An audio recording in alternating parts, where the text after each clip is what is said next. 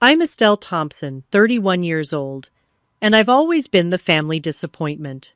My father never hid his preference for my brother Jackson, grooming him to take over our family's construction business while I was pushed aside. When Dad died unexpectedly, I returned home for the will reading, expecting nothing. Jackson publicly mocked me, saying I'd only inherit Dad's doll collection while he'd get everything valuable. But that smirk disappeared when the lawyers started speaking. Let me know where you're watching from.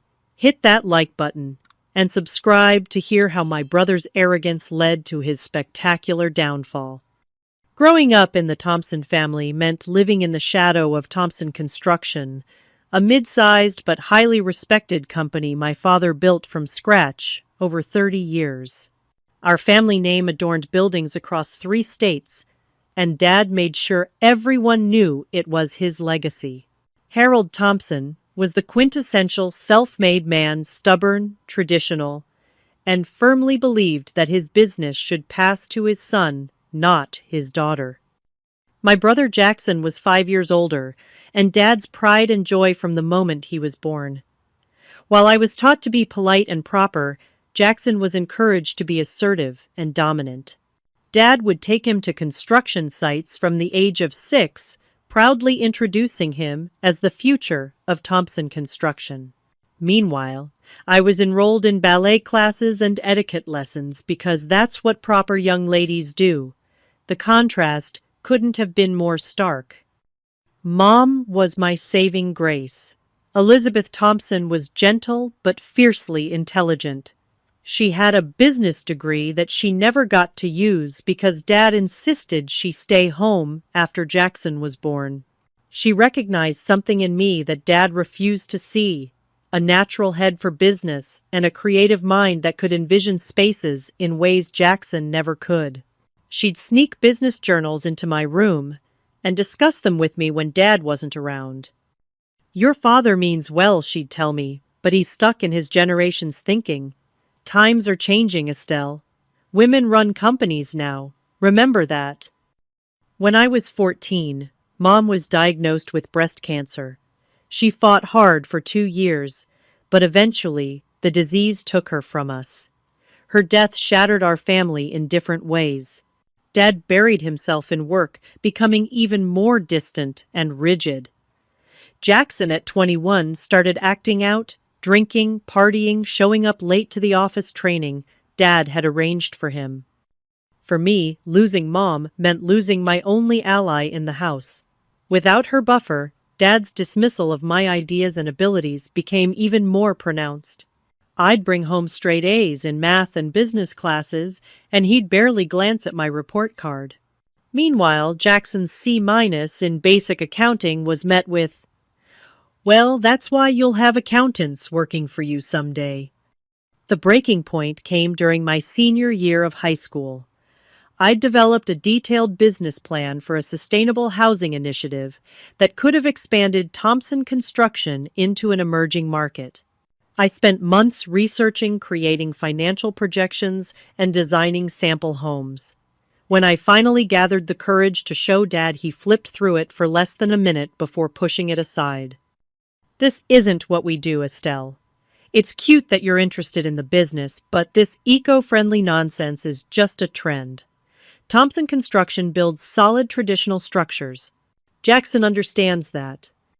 Jackson, who happened to be in the room, picked up my business plan and laughed. "Maybe you should start a little decorating company instead, Stelly. You've always been good at playing with dollhouses." The moment I turned 18 and graduated high school, I left home.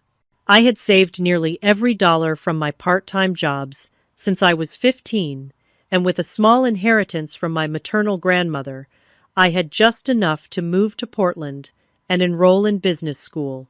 Dad seemed almost relieved when I announced I was leaving, as if my presence had always been an uncomfortable reminder that he didn't know how to relate to a daughter. Over the next decade, I built my own path. After college, I worked for an interior design firm for 3 years before branching out on my own. I started with one small storefront called Thompson Designed. a subtle nod to the family name I still carried despite everything. My specialty became repurposing vintage furniture and incorporating sustainable materials into modern design, exactly the kind of nonsense trend my father had dismissed. By 30, I had expanded to 3 locations across Oregon and Washington with a growing online presence. My business was nothing compared to Thompson Construction's scale, but it was profitable, sustainable, and completely mine. I created it without the Thompson name opening doors for me, without my father's connections or capital. During those years, my contact with family dwindled to almost nothing. I'd send Dad a Christmas card and receive a formal secretary-penned response.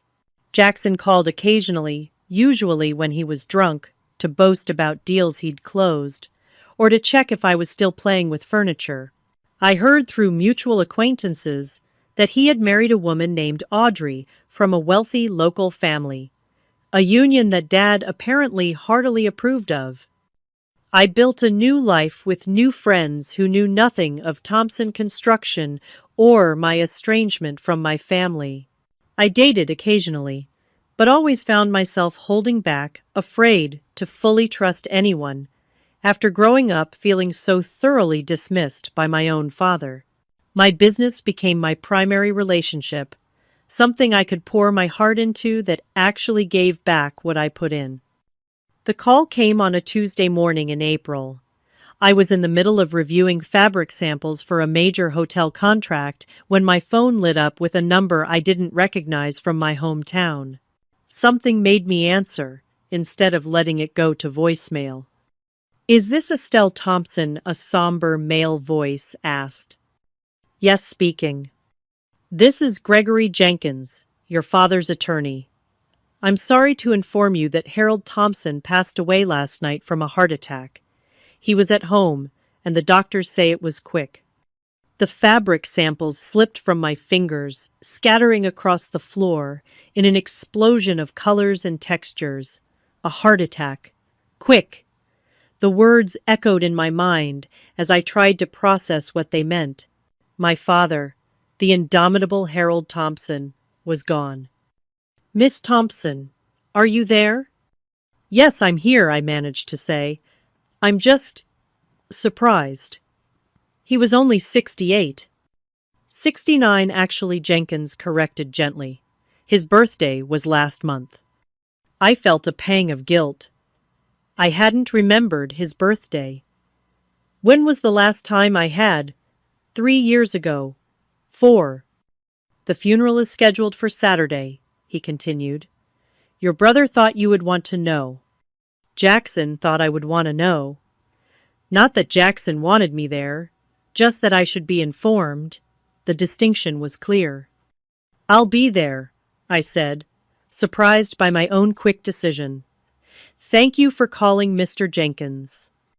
After hanging up, I sat motionless at my desk for nearly an hour. The emotions washing over me were complex and contradictory. Grief, certainly. He was my father, after all. But also a hollow emptiness for the relationship we never had, the approval I never received. And underneath it all, a strange sense of finality. Whatever chance we had to reconcile was gone forever. I arranged for my assistant manager to handle operations for the next week and booked a flight back to Westbrook, the small city outside of Seattle where I'd grown up. As the plane descended through clouds heavy with spring rain, I gazed out at the evergreen landscape and felt like I was traveling back in time rather than just across state lines. The rental car I picked up at the airport seemed too new and shiny for the journey into my past. I drove the familiar route to my childhood home with a growing sense of unreality. 12 years had passed since I'd last seen this house. A sprawling Tudor-style home that Dad had built when his business first became successful when I was just 5 years old. The house looked smaller than I remembered, and noticeably less maintained. The once immaculate gardens were overgrown in spots. The paint on the trim was peeling, and one of the decorative shutters hung at an angle. Dad had always been meticulous about the property's appearance. This neglect spoke volumes. I sat in the car for several minutes, gathering courage before finally approaching the front door. Before I could ring the bell, it swung open to reveal Jackson. My brother had changed dramatically. The athletic build I remembered had given way to a substantial paunch, and his once thick hair was thinning despite expensive-looking treatments. His face was puffy, with broken capillaries across his nose and cheeks, suggesting years of heavy drinking. "Well, well. Stelly finally returns," he said, blocking the doorway. "Thought you might not bother coming at all." "Hello, Jackson," I said evenly. "I'm sorry about Dad." He gave a dismissive wave. "Yeah, well, he was asking about you the week before, wondering if you'd ever come home. Guess you're too late now." The barb hit its mark, but I kept my expression neutral. "May I come in?" He stepped aside reluctantly. "Audrey's in the living room with some of Dad's business associates. Try not to embarrass the family name." The interior of the house was like a time capsule, with the same heavy furniture and dark wood paneling I remembered from childhood. The only differences were the layer of dust on the less used surfaces and the smell, cigarettes, and something sour underneath perhaps spilled alcohol that hadn't been properly cleaned. In the living room, a group of middle-aged men in suits stood talking in low voices, while a blonde woman directed a caterer where to place a tray of sandwiches. She looked up as I entered, her expression shifting from confusion to recognition to a practiced social smile. "Estelle, what a surprise," Audrey said, approaching with arms outstretched for an air kiss that never quite made contact with my cheek. "Jackson wasn't sure you'd make it. I just heard yesterday," I explained. "How are you holding up?" "Oh, managing. Someone has to keep things running," she said with a pointed glance toward Jackson, who had already helped himself to what was clearly not his first drink of the day. Harold's death was so unexpected. "The business needs leadership now more than ever." One of the men approached, extending his hand. "Frank Donovan.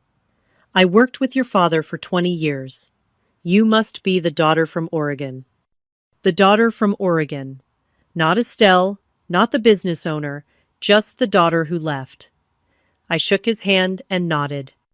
"Harold mentioned you had some kind of shop," he continued, clearly struggling to show interest. 3 stores, actually. Interior design and sustainable furniture. "Ah, interesting hobby."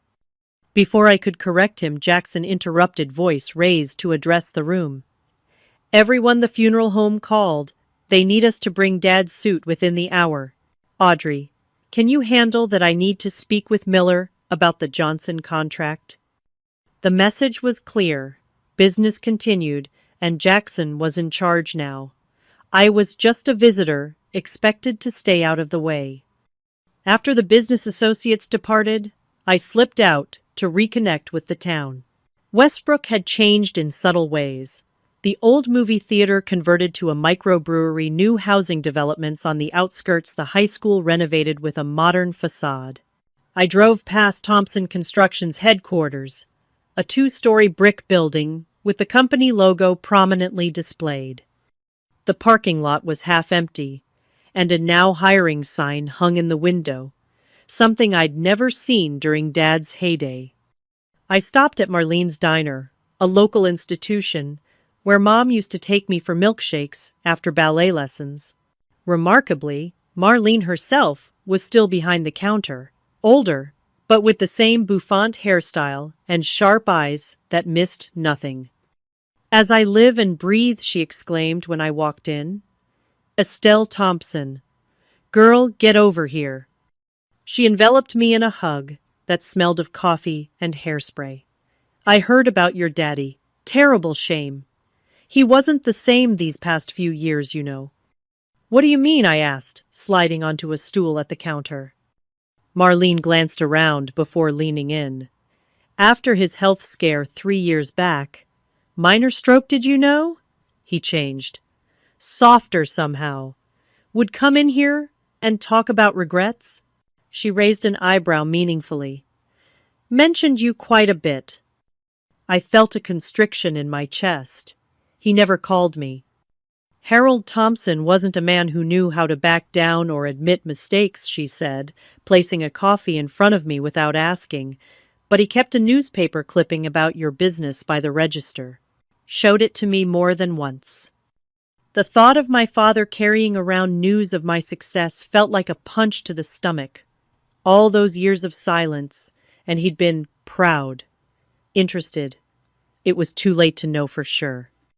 And that brother of yours, Marlene, continued, lowering her voice further, running that company into the ground from what I hear. 3 rounds of layoffs last year. Harold was fit to be tied. This was news to me.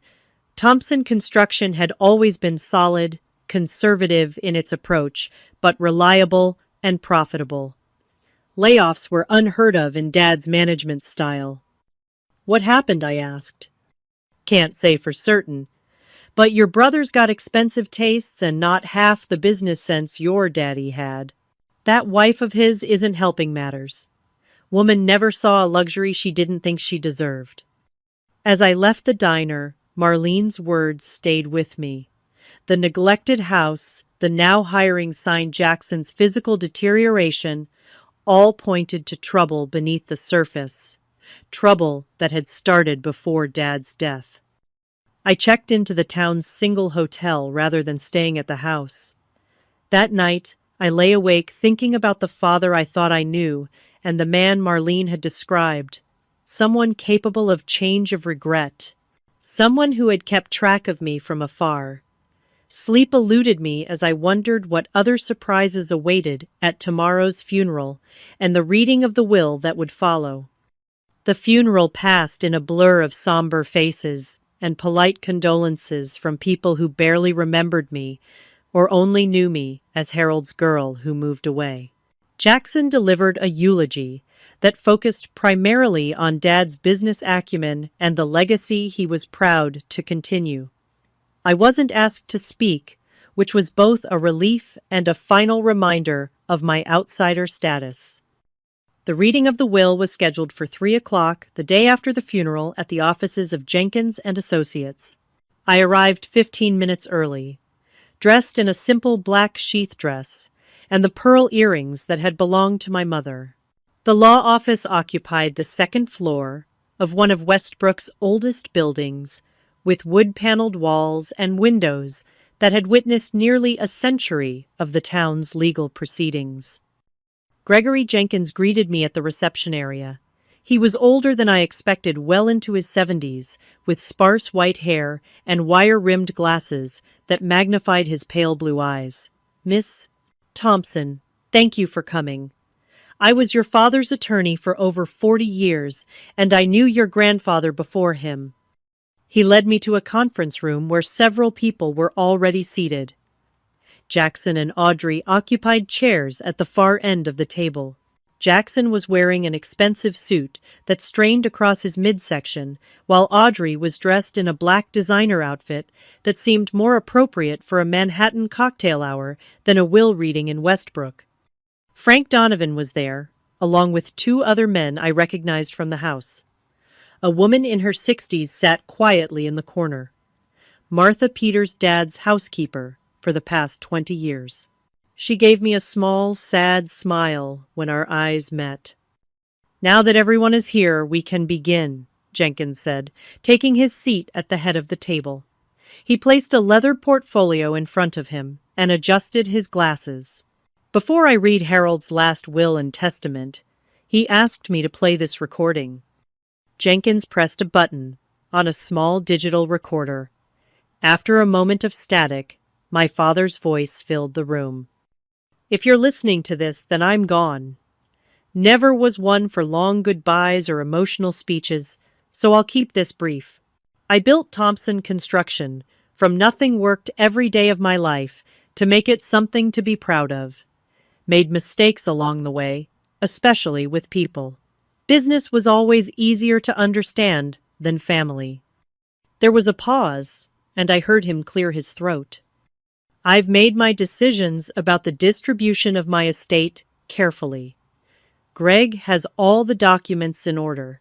Some of you might be surprised, others won't. All I ask is that you respect my wishes, even if you don't understand them. The recording ended. Jackson shifted in his seat, looking impatient. Audrey placed a manicured hand on his arm, her expression calculating. I'll now read the will, Jenkins said, opening the portfolio. He began with the standard legal preamble before getting to the specific bequests. Martha, the housekeeper, received a generous sum that brought tears to her eyes.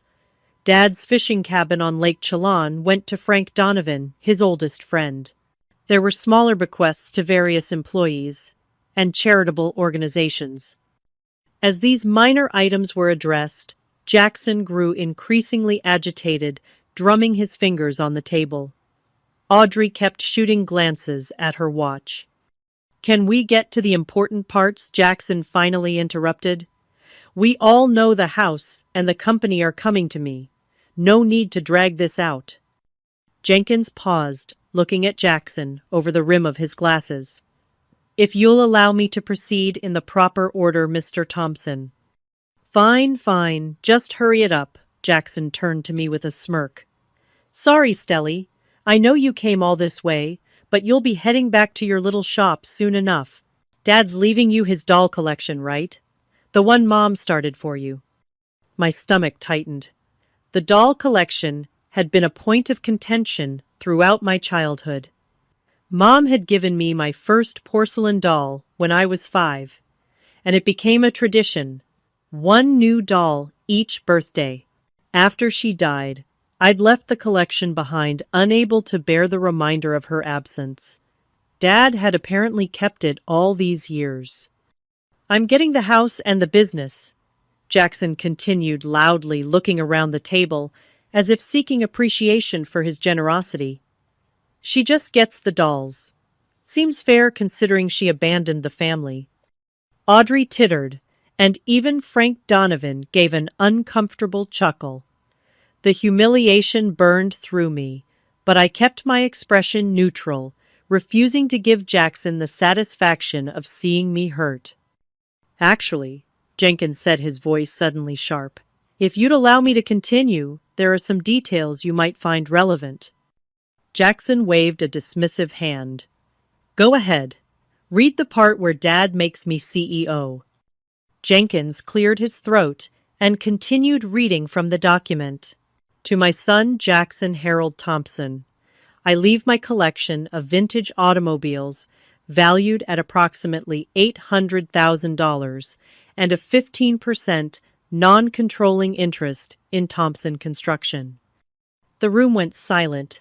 Jackson's face froze in mid-smirk. 15%? He finally sputtered. That's impossible. There must be a mistake. There is no mistake, Jenkins said calmly. If you'll allow me to finish. What about the house? The company, who gets controlling interest, Jackson's voice had risen nearly to a shout. Jenkins adjusted his glasses again, his expression unreadable. To my daughter Estelle Elizabeth Thompson, I leave the family residence at 42 Oakwood Drive. My personal effects and my controlling interest in Thompson Construction, consisting of 85% of outstanding shares. The world seemed to stop. I stared at Jenkins, certain I had misheard him. Me. Dad had left me the company. This is ridiculous. Jackson was on his feet now, face purple with rage. Dad built that company for me. He trained me to run it. She hasn't even been here for 12 years. Mr. Thompson, please calm yourself, Jenkins said. There's more to explain. I don't need explanations. I need you to fix this obvious mistake. Jackson slammed his fist on the table. She knows nothing about construction. She decorates houses, for God's sake. Actually, Jenkins said, his voice cutting through Jackson's tirade, the company was never in your father's name to leave to anyone. It was in your mother's name, initially transferred to Estelle when she turned 18. The silence that followed was deafening. I felt as though I'd stepped into an alternate reality. "What are you talking about?" I finally managed to ask. Jenkins removed a document from the portfolio. Thompson Construction was legally established in Elizabeth Thompson's name from its founding. Your father did this as a tax and liability strategy, common at the time. When your mother passed away, her shares were held in trust until you reached adulthood, at which point ownership legally transferred to you. "That's impossible," Jackson said, but his voice had lost its certainty. "Dad ran the company. Everyone knows that. Harold managed the company, as the designated trustee and executive Jenkins explained. But he never owned it outright. This arrangement protected the company from potential lawsuits related to construction projects, as well as any personal financial difficulties Harold might have encountered." "Why would he put it in Estelle's name and not mine?" Jackson demanded. "According to your father, because Estelle showed the business acumen and responsibility he felt necessary for ownership." Jenkins looked at me. "He's been following your career with great interest, Miss Thompson. He was quite impressed with how you built your own successful business without any family assistance." Audrey, who had been whispering frantically to Jackson, suddenly turned to me with a wide, insincere smile. "Estelle, we should discuss this as a family. I'm sure we can come to some arrangement that benefits everyone." "There's nothing to discuss," Jenkins interjected. "The ownership is legally established and has been for years. Harold simply never informed either of you of the arrangement."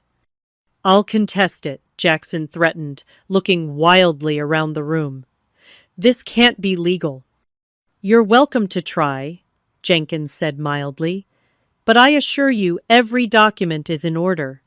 Your father was meticulous about his legal affairs." While Jackson continued to bluster and threaten, I sat in stunned silence. All those years feeling dismissed and undervalued, and Dad had legally entrusted me with his life's work. It made no sense. And yet, as I thought back to my mother's quiet insistence that I learn about business, her smuggled journals and lessons, I wondered if she had known all along. Had this been their plan from the beginning? Or had Dad made this decision later, perhaps after watching Jackson's management style? "There must be some mistake," I finally said, my voice hardly more than a whisper. "There is no mistake," Miss Thompson Jenkins assured me. "Your father knew exactly what he was doing." As the reality of the situation sank in, I couldn't help but notice the dramatic shift in how people were looking at me. Frank Donovan, who had dismissed my business as a hobby just days before, was now studying me with newfound respect. Martha, the housekeeper, was smiling openly. Even Audrey's attitude had transformed. She was now trying to catch my eye, nodding encouragingly whenever I glanced her way. Only Jackson remained hostile, his face a mask of rage and disbelief. "This isn't over," he hissed as Jenkins wrapped up the meeting. "You have no idea what you're getting into, Stelly."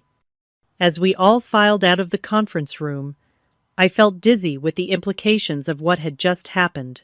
Not only was I suddenly the owner of a substantial construction company, but I had apparently been the legal owner for years without knowing it. The family home was mine. The legacy Dad had always implied was Jackson's birthright had legally been mine since I was 18. The irony was almost too much to bear. All those years of feeling like I didn't matter, and Dad had quietly placed his entire legacy in my hands. I just couldn't stop laughing at the absurdity of it all, as I watched Jackson storm out of the office, Audrey hurrying behind him already on her phone, likely calling their lawyer. "Miss Thompson, if you have a moment," Gregory Jenkins gestured for me to return to the conference room after the others had departed. "There are some additional matters we should discuss privately." Still dazed, I followed him back inside. He closed the door and took a seat beside me, rather than across the table, creating a more intimate atmosphere. "I imagine you have questions," he said, removing his glasses and polishing them with a handkerchief. "About 1 million," I admitted. "How long has this arrangement been in place? Did Mom know? Why didn't Dad ever tell me?" Jenkins replaced his glasses and folded his hands on the table. "The company was established in your mother's name in 1990, the year you were born. It was her idea, actually. Elizabeth was a remarkably intelligent woman with excellent business instincts." The revelation that this had been Mom's idea brought tears to my eyes. All those secret business lessons suddenly made sense. She had been preparing me. "When Elizabeth became ill," Jenkins continued, "she and your father revised their estate plan. The ownership of the company would transfer to you upon reaching adulthood, but Harold would continue to manage it until he deemed you ready or until his death." "But why keep it secret? Why let me believe I meant nothing to the business?" Jenkins sighed. "Your father was a complicated man, Estelle. He believed in testing people and making them prove themselves. When you left home and started your own business, he saw it as confirmation that you had the necessary drive and independence." "He could have told me," I said, unable to keep the bitterness from my voice. All those years of feeling worthless in his eyes. "Harold was not adept at expressing his feelings," Jenkins acknowledged. "But he was immensely proud of what you accomplished on your own. He followed your career closely, subscribed to design magazines where your work was featured, kept newspaper clippings about your store openings." He reached into his portfolio and withdrew a folded newspaper article, a feature on Thompson designed from 3 years ago when I opened my third location. The paper was worn at the creases, as if it had been unfolded and reread many times. "He carried this in his wallet," Jenkins said softly. I took the article with trembling hands, noticing my father's fingerprints still visible on the edges of the paper. The thought of him secretly keeping track of my career, perhaps even feeling proud, was overwhelming. "There's something else you should know," Jenkins continued. "Your father began to have concerns about Jackson's management of the company about 5 years ago. Jackson was making impulsive decisions, taking on risky projects, and using company funds for personal expenses." "Is that why there were layoffs?" Jenkins nodded. "The company's financial position has been deteriorating. Harold tried to mentor Jackson to rein him in, but their relationship became strained. In the last 2 years, your father effectively resumed day-to-day control to prevent further damage." "Does Jackson have debts?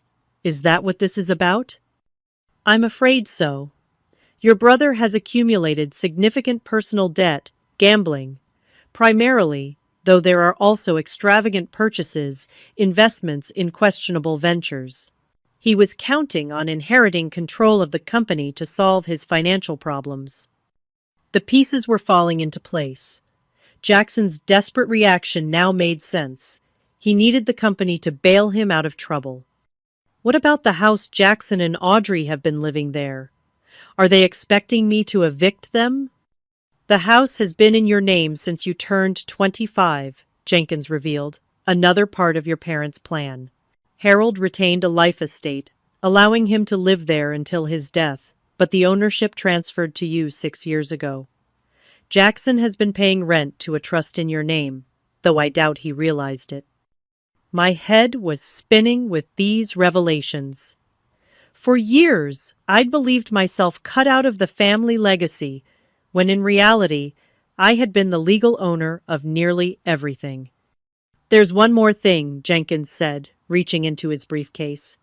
He withdrew a sealed envelope with my name written in my father's distinctive handwriting. "Harold asked me to give you this privately." I took the envelope but didn't open it immediately. "Mr. Jenkins, why would Dad create this elaborate arrangement but never tell me? It makes no sense." The elderly attorney considered the question carefully. "I've known your father since we were boys, Estelle. He was always methodical, always 3 steps ahead. I believe he wanted to see what you would do on your own without the Thompson name opening doors for you. He wanted to be certain you had earned the responsibility. And Jackson, did Dad know about the gambling debts? He discovered them last year. It was a significant disappointment to him. So this is punishment for Jackson and a test for me. Jenkins shook his head. I don't believe your father saw it that way. I think he genuinely came to believe you were better suited to preserve his legacy. The 15% interest he left Jackson is generous, considering the circumstances, and the vintage car collection is quite valuable. As Jenkins prepared to leave, he handed me a thick folder. These are the essential documents regarding the company: financial statements, current projects, personnel information. Take some time to review them. My office will assist with any transition issues. After he departed, I remained in the conference room staring at the envelope from my father. Finally, I took a deep breath and broke the seal. Inside was a single sheet of paper covered in Dad's precise handwriting. Estelle. If you're reading this, then Jenkins has explained the arrangements concerning the company and the house. I owe you an explanation, though I'm not sure you'll understand or forgive me. When you were born, your mother made me promise that you would always be secure, that you would have opportunities regardless of the world's prejudices against women in business. The legal arrangement was her idea initially, but as you grew, I came to see her wisdom. You have your mother's sharp mind and my stubbornness, a powerful combination. I recognized it early, but I was afraid.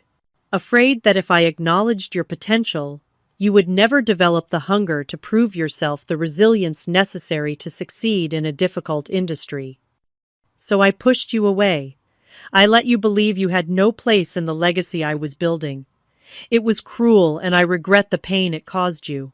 But watching you build your own business, seeing your success earned entirely through your own merit, confirmed what Elizabeth always knew. You were the right choice to carry on Thompson Construction.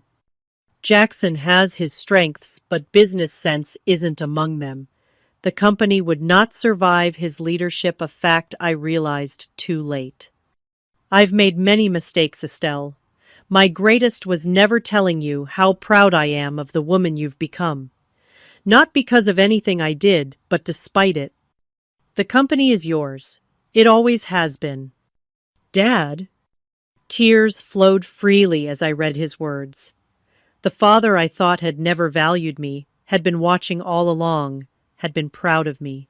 The revelation was both healing and painful.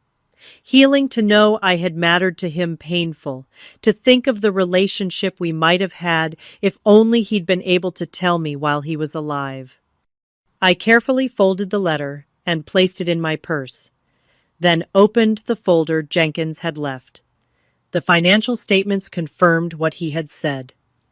Thompson Construction was in trouble. Revenue had declined steadily over the past 3 years. Expenses had increased, and there were several concerning notes about potential litigation from dissatisfied clients. The company wasn't on the verge of collapse, but the trajectory was clear. Without intervention, the business my father had built over decades would fail within a few years. And now somehow, it was my responsibility to save it. As I gathered the documents and prepared to leave, I felt the weight of my father's legacy settling onto my shoulders. It was a burden I had never expected to bear, never been prepared for. And yet, somewhere beneath the shock and uncertainty, there was a spark of determination. I had built my own company from nothing. Perhaps I could save my father's as well. The next morning, I arrived at Thompson Construction headquarters early before regular business hours. Jenkins had provided me with keys and security codes, explaining that, as the legal owner, I had every right to access the building and records. It felt strange to use them, like I was somehow trespassing, despite the documentation confirming my ownership. The offices were quiet and dated: oak desks, beige walls, chunky desktop computers that looked at least 5 years old. Dad had never been one for unnecessary upgrades or trendy office designs. If it worked, he kept it. I made my way to his corner office, a space I had visited only a handful of times as a child. The nameplate on the door still read Harold Thompson, President. Inside, everything was meticulously organized. The desk was clear, except for a computer, a leather blotter, and a single framed photograph that caught me by surprise. It was me at my college graduation, a picture I didn't even know he had. I sat in his chair, running my fingers over the worn leather armrests, and tried to absorb the reality that this was now mine.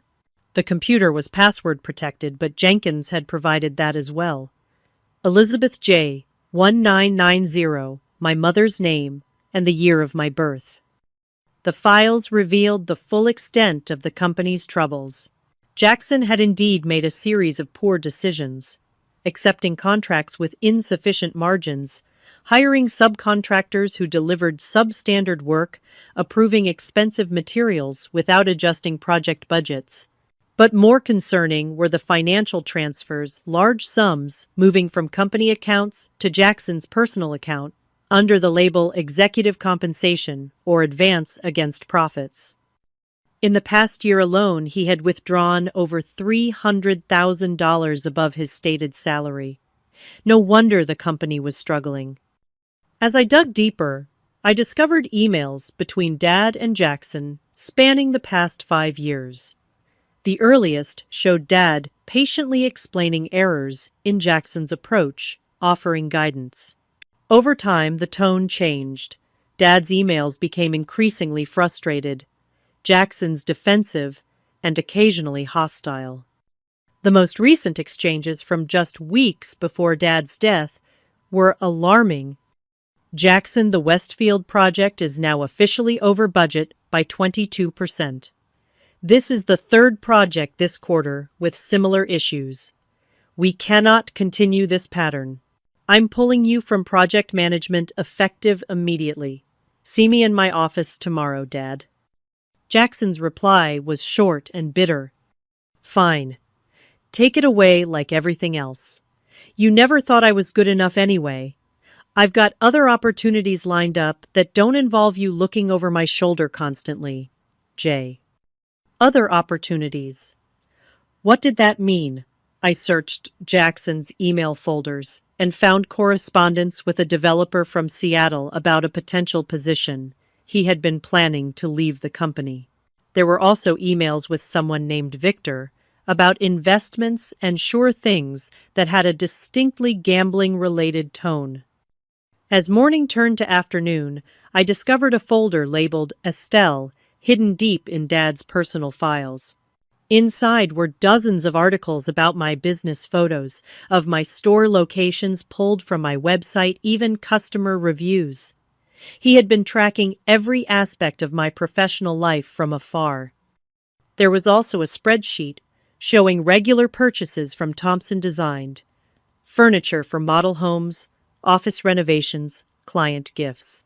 Dad had been one of my biggest clients for years, ordering through an interior designer, so I wouldn't know the pieces were for Thompson Construction.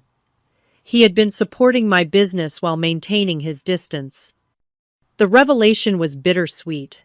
He had been proud enough to follow my career to secretly support my business, but not enough to tell me so to my face.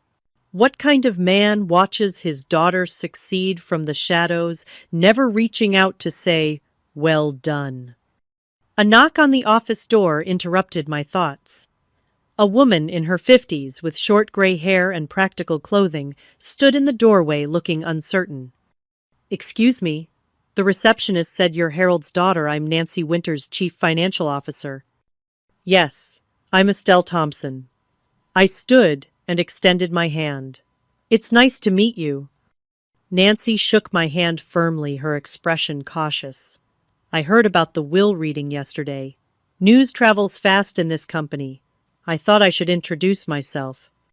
"I appreciate that. I'm still trying to get my bearings." Nancy glanced at the computer screen which displayed the financial records I'd been reviewing. I see you found some of our challenges. That's one word for it. These withdrawals by my brother, were you aware of them?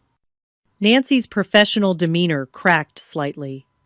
Your father and I had several discussions about them. He finally put a stop to them about 6 months ago, which led to some heated arguments with Jackson.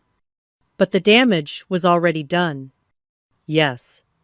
She hesitated, then continued more confidently.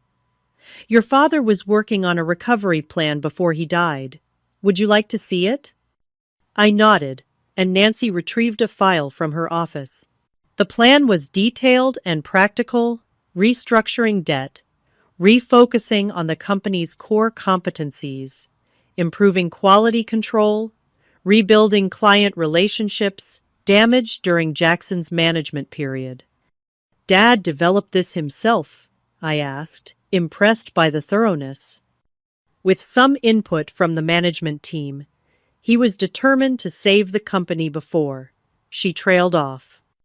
Before handing it over to me, I finished for her. Nancy studied me for a moment. He talked about you, you know, more in the last couple of years. He kept track of your business, showed us your website.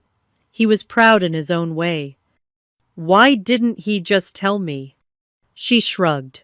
Harold wasn't good with emotional conversations, but he said more than once that you had built something impressive without using the Thompson name as a crutch. That meant something to him. As Nancy and I continued discussing the company's situation, more employees arrived for the day. Word of my presence spread quickly, and various department heads found reasons to pass by the office, trying to catch a glimpse of Harold Thompson's long-absent daughter, who had suddenly inherited everything. By late afternoon, I had spoken with most of the senior staff. The picture that emerged was consistent. A once solid company weakened by Jackson's mismanagement and extravagance, now cautiously optimistic about a change in leadership, but uncertain about what that meant for their jobs and the company's future. As I prepared to leave for the day, Nancy handed me a small key. This is for your father's personal storage room in the basement. You might want to look through it when you have time. The storage room turned out to be a small, climate-controlled space filled with carefully labeled boxes. One entire section was marked Estelle with dates corresponding to different periods of my life. With growing amazement, I opened them to find report cards, school projects, newspaper clippings about academic awards I'd won. A complete record of my life that Dad had maintained even after I left home. In one box, I found something unexpected. Printouts of customer orders from Thompson Designed, attached to photographs showing how the pieces had been used in Thompson construction projects. Dad had not only purchased my furniture, but had proudly incorporated it into his buildings. The final box I opened contained dozens of letters addressed to me in Dad's handwriting, letters he had never sent. I opened one at random, dated 3 years earlier. Estelle, saw your interview in Design Monthly today. You spoke with clarity and confidence about sustainable materials. Your mother would have been so proud. I am proud, though I haven't earned the right to tell you so. The desk you designed for executive offices would be perfect for our new project. Ordering 3 through Wilson Interiors so you won't know they're for Thompson Construction. Silly pride, I suppose. Maybe someday I'll find the courage to mail one of these letters.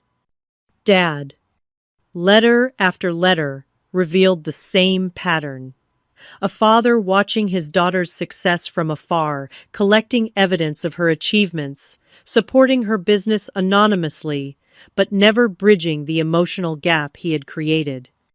As I sat surrounded by these physical manifestations of my father's complicated love, I began to understand him better. Harold Thompson had been capable of love, but incapable of expressing it directly. He had shown his pride through actions, keeping track of my accomplishments, buying my products, even structuring his entire estate to benefit me, but could never bring himself to simply say the words I had so desperately needed to. Here. The most recent letter was dated just 2 weeks before his death. Estelle. Doctor says, my heart isn't what it used to be. Makes a man think about time and mistakes. So many things I should have said to you. The company is in trouble. Jackson's doing mostly, though I share the blame for not seeing his weaknesses sooner. Jenkins knows what to do when the time comes. The company was always meant to be yours. I hope you'll understand why I kept silent all these years. I wanted you to become the woman you are, without the weight of my expectations. I should call you. I will call you. Dad. But he never did. Whatever courage he had mustered while writing those words had failed him in the end, and now it was too late for the conversation we should have had years ago. I carefully repacked the letters, wiping away tears. The father I thought I knew, cold, dismissive, disappointed, had never really existed. In his place was a man too bound by his own limitations to reach out to the daughter he secretly admired, a man who expressed his love through silent observation and behind-the-scenes support rather than words and embrace. It didn't erase the pain of those years feeling unwanted, but it reframed them in a way that made the pain more bearable. As I locked the storage room and made my way back upstairs, I felt a strange sense of peace beginning to take root. Dad had been proud of me after all. He just hadn't known how to say it. I had just returned to my hotel room when my phone rang with an unknown local number. Assuming it was someone from Thompson Construction, with more questions I answered. Is this Estelle? A woman's voice asked quietly. Yes, who's this? It's Audrey, Jackson's wife. I think we need to talk. 20 minutes later, we were sitting in a corner booth at a coffee shop across town from the family home. Audrey looked different from her polished appearance at the will reading.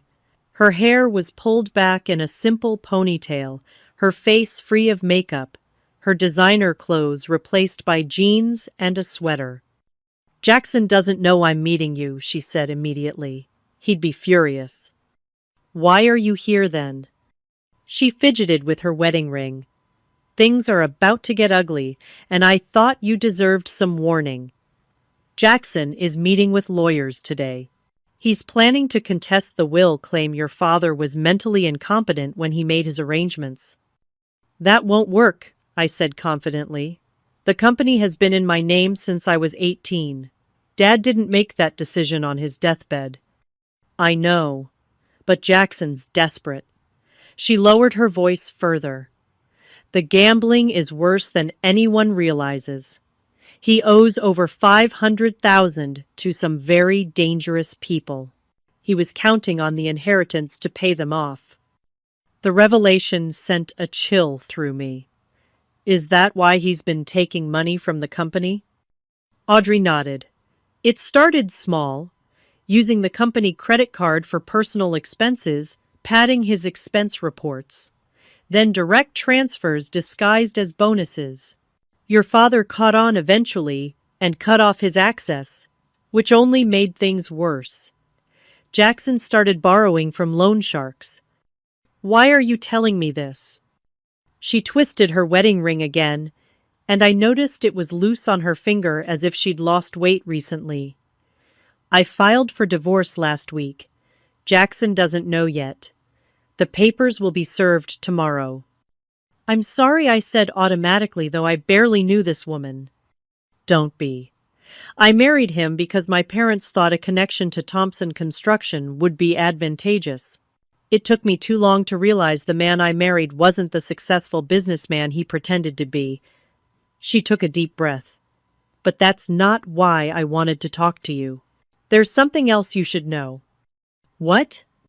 Jackson's been approaching Thompson Construction clients, telling them he's starting his own company. He's trying to poach business, promising lower rates. He's already convinced Westfield Development to hold off on signing their new contract until he's ready to launch. Anger flared at this betrayal. Not only had Jackson mismanaged the company, withdrawn funds improperly, and accumulated gambling debts, but he'd actively been working to undermine the business from within.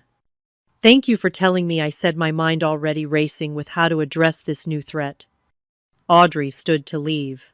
"I'm not doing this for you. The Thompson name still means something in this town, and I don't want to see a good company destroyed by Jackson's selfishness.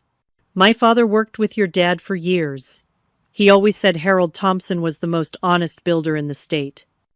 After she left, I immediately called Nancy Winters and arranged an emergency meeting with the executive team for that evening.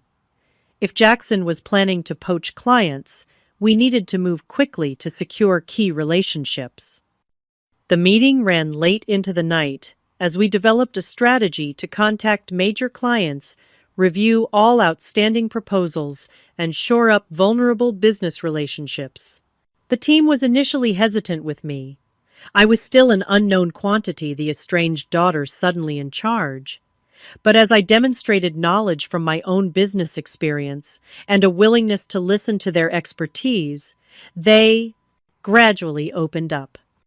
By the time we adjourned, we had a solid plan in place, and more importantly, I had begun to earn their trust. Several longtime employees shared stories about working with my father, filling in pieces of the man I had never fully known. I returned to the hotel exhausted, but with a growing sense of purpose. Thompson Construction could be saved, and in the process, perhaps I could finally connect with the legacy my father had always intended for me. That feeling of optimism was short-lived. At 8 the following morning, as I was having coffee in the hotel restaurant before heading to the office, Jackson stormed in. His face was flushed with anger, his movements erratic. "You think you're so clever," he hissed, looming over my table, swooping in and taking everything after abandoning the family for years. "Jackson, this isn't the place." "Shut up," he snapped loud enough that other diners turned to stare. "You have no right to that company. You know nothing about construction." I kept my voice calm. "I know enough about business to see that you've nearly run Dad's company into the ground." His face contorted with rage. "You bitch! You have no idea what I've been dealing with. I was here every day while you were playing with furniture and colors in Portland. I was the one handling everything when Dad got sick." "Handling everything? Is that what you call embezzling company funds and gambling them away?" The color drained from his face. "Who told you that, Audrey, that ungrateful?" "It doesn't matter who told me. The financial records make it pretty clear." I gestured to the chair across from me. "Sit down, Jackson. We need to talk about this rationally." For a moment I thought he might refuse, but finally he dropped heavily into the chair, the fight seeming to drain out of him. "It wasn't supposed to be like this," he muttered. "Dad promised me the company would be mine." Did he actually promise that, or did you just assume it?"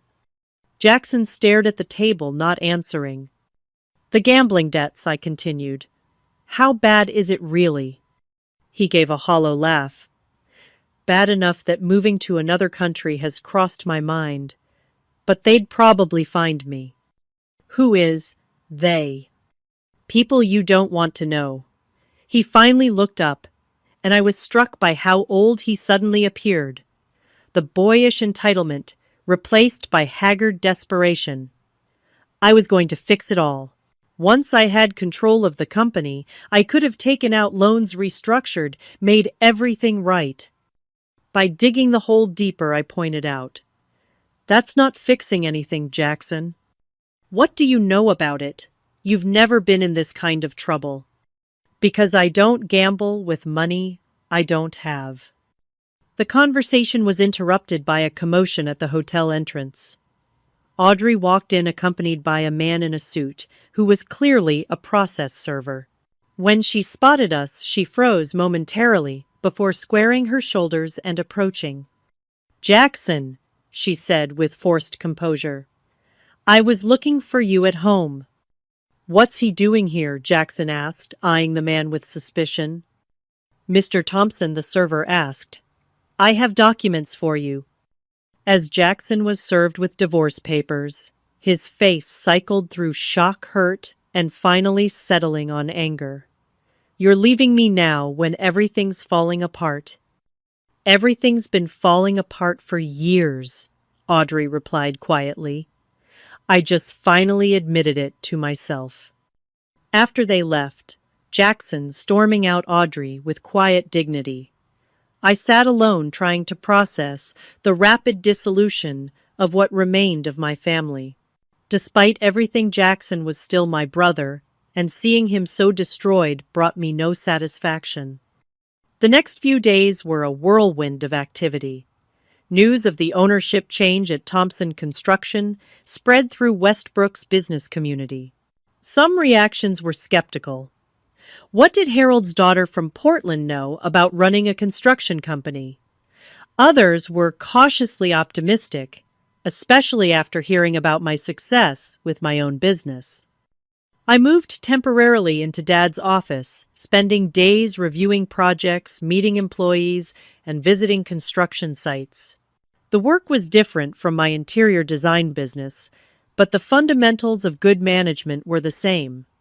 Clear communication, attention to detail, respecting the expertise of skilled professionals, and maintaining strong client relationships. Jackson, meanwhile, had gone from threatening legal action to virtual disappearance. According to gossip that reached me through company channels, he had been staying with a friend since Audrey asked him to leave the house, drinking heavily and making increasingly desperate calls to potential investors for his planned competing company. Those plans collapsed a week after the will reading, when the story of his gambling debts and financial mismanagement leaked to local business circles. Suddenly, no one was returning his calls. The clients he had been courting renewed their contracts with Thompson Construction, some specifically requesting that I personally oversee their projects. The final confrontation came unexpectedly on a rainy Tuesday afternoon. I was meeting with the project manager for a major renovation when my assistant interrupted to say Jackson was in the lobby demanding to see me. I found him soaking wet, unshaven, and swaying slightly. Either from alcohol or exhaustion, it was hard to tell. We need to talk, he slurred, privately. I led him to a small conference room and closed the door. What do you want, Jackson? They're coming for me, he said, his voice barely above a whisper. I'm out of extensions, out of excuses. The people you owe money to? He nodded miserably. They've given me until Friday to pay at least half of what I owe. After that, he drew a finger across his throat in a universal gesture. Are you actually in physical danger? Or is this another manipulation? I asked, my sympathy warring with years of experience with his tactics.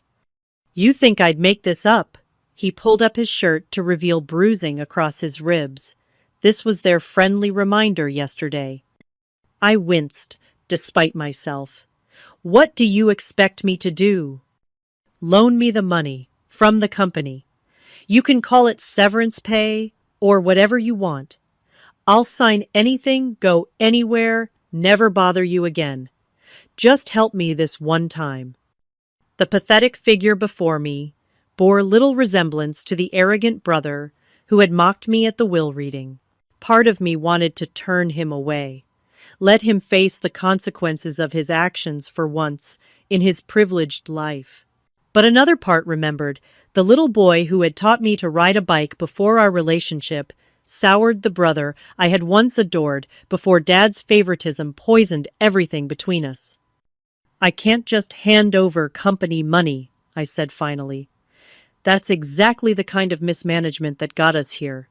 But I can help you on certain conditions. Hope flickered in his bloodshot eyes. Anything. First, you sign a legal agreement, renouncing any claim to Thompson Construction now or in the future. Second, you enter a rehabilitation program for your gambling addiction. Third, you work with the company's financial team to create a structured repayment plan for the money you've already taken. And in return, I'll personally loan you enough to satisfy your immediate debts. Not a gift alone, with interest to be repaid according to a schedule we'll establish. And I'll offer you a position, entry-level, no management responsibilities, once you complete rehabilitation. A chance to learn the business properly this time. Jackson stared at me in disbelief. Why would you do that after everything? I thought about the letters in Dad's storage room, about opportunities forever lost through pride and poor communication.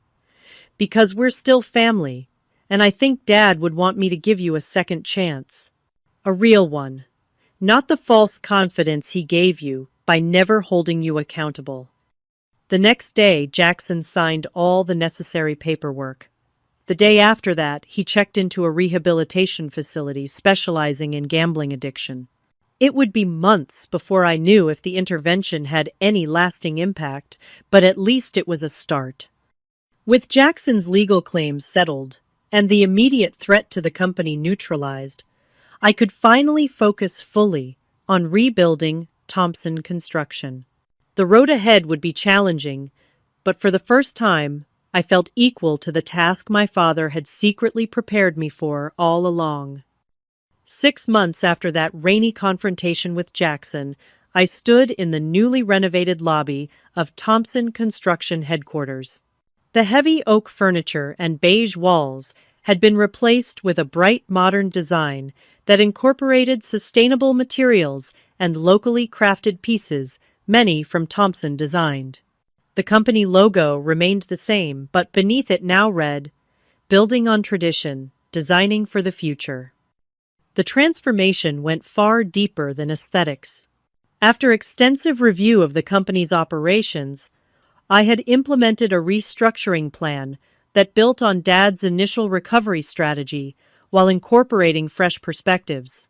We refocused on our core strengths, mid-sized commercial projects and high-end residential construction, while adding a new division specializing in sustainable building practices, an area where my background gave us a competitive edge.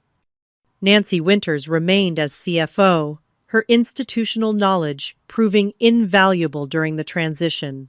Several longtime employees were promoted to key positions, bringing stability and continuity, while strategic new hires added expertise in emerging construction technologies and environmental compliance.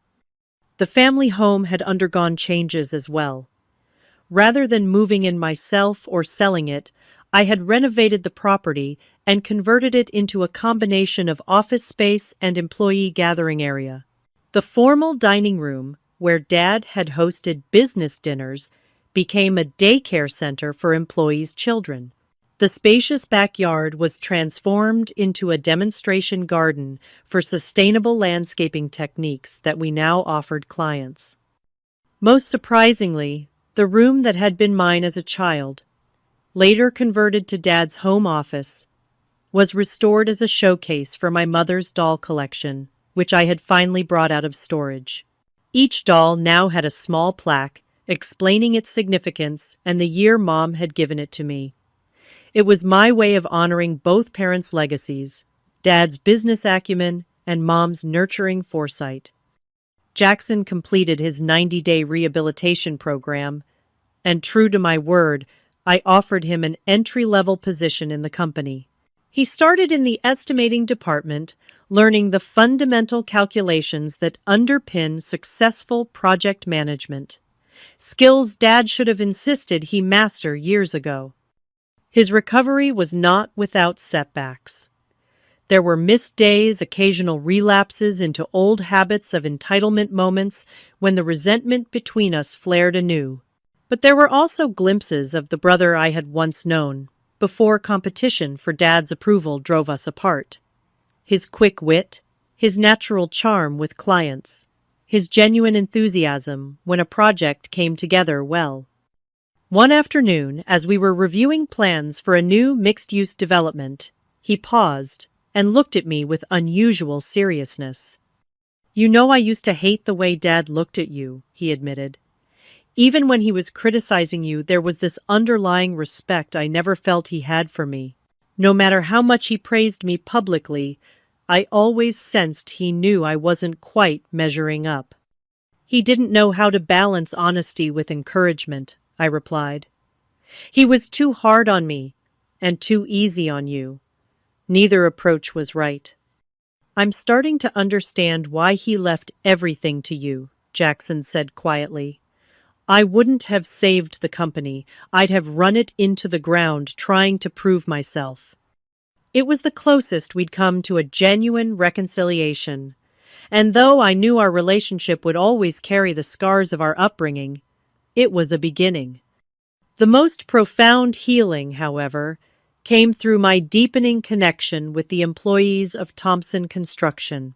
As I spent time with people who had worked alongside Dad for decades, I gained a more complete picture of the man he had been.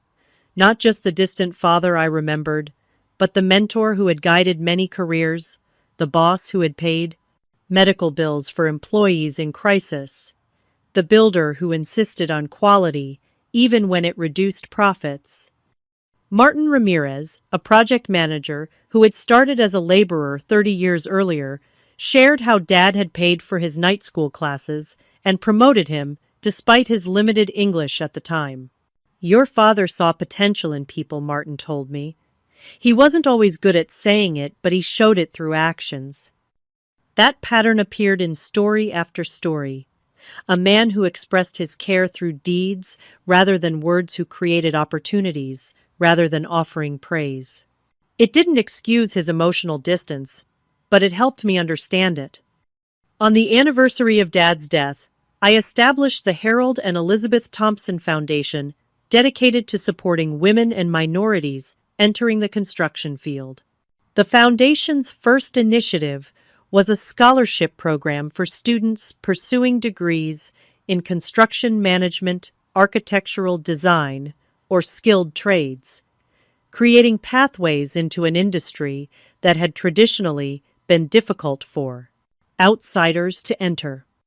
At the foundation launch event, I stood at the podium, looking out at faces both familiar and new. Longtime Thompson employees, current clients, industry partners, and the first cohort of scholarship recipients. Jackson sat in the front row, 1 year sober and slowly rebuilding his life. Audrey had moved away after their divorce was finalized, finding a fresh start in Chicago. "My father built things to last," I told the audience. "Buildings, yes, but also relationships and opportunities. His methods weren't always perfect, but his intentions were. He believed in creating solid foundations, in construction and in life." I gestured to the scholarship recipients. These young people represent the future my parents envisioned, one where talent and determination matter more than background or gender. The true inheritance my father left wasn't a company or a house. It was the understanding that we build our legacies day by day, brick by brick, through the opportunities we create for others. After the event, I returned to Dad's, now my, office. On the desk sat a small display case containing the first doll Mom had ever given me, a porcelain figure with my mother's eyes and my father's determined expression. Beside it stood a framed photograph of the three of us from before Jackson was born, when we were briefly a complete family, possibilities still unfolding. I picked up the doll, remembering how Jackson had mockingly referred to it at the will reading. "She just gets the dolls," he had said, drawing laughter from people who thought material assets were the only inheritance that mattered. But sometimes the things we dismiss as insignificant carry the deepest value. This doll represented my mother's love, her foresight in establishing my legal ownership of the company, her quiet preparation for my future. It symbolized my father's complicated love as well, his silent pride, his careful preservation of my childhood treasures, his ultimate decision to entrust me with his life's work. The true inheritance wasn't the company, the house, or even the dolls. It was the resilience I had developed by building my own path, the perspective I had gained by standing outside the family business, the wisdom to recognize that leadership comes in many forms. As I placed the doll back in its case, I felt a sense of peace that had eluded me since childhood. I had spent years believing I didn't matter to my father, only to discover I had mattered more than I ever knew. The pain of those years couldn't be erased, but it had shaped me into someone capable of carrying forward the best parts of both my parents' legacies while leaving behind the patterns that had caused so much hurt. Sometimes, the greatest gift we receive isn't what we're given, but what we learn about ourselves in the process of earning it. I had inherited a company, but I had built the character needed to run it. I had inherited a name, but I had created my own reputation. I had inherited a complex family history, but I was writing a new chapter that honored the past while breaking free from its limitations. Have you ever discovered that something you thought was insignificant actually held profound meaning? How did it change your perspective on relationships in your life? Share your experiences in the comments below. And don't forget to like, subscribe, and share this story if it resonated with you. Remember, sometimes our greatest inheritances aren't things at all, but the strength we find within ourselves when faced with life's unexpected challenges.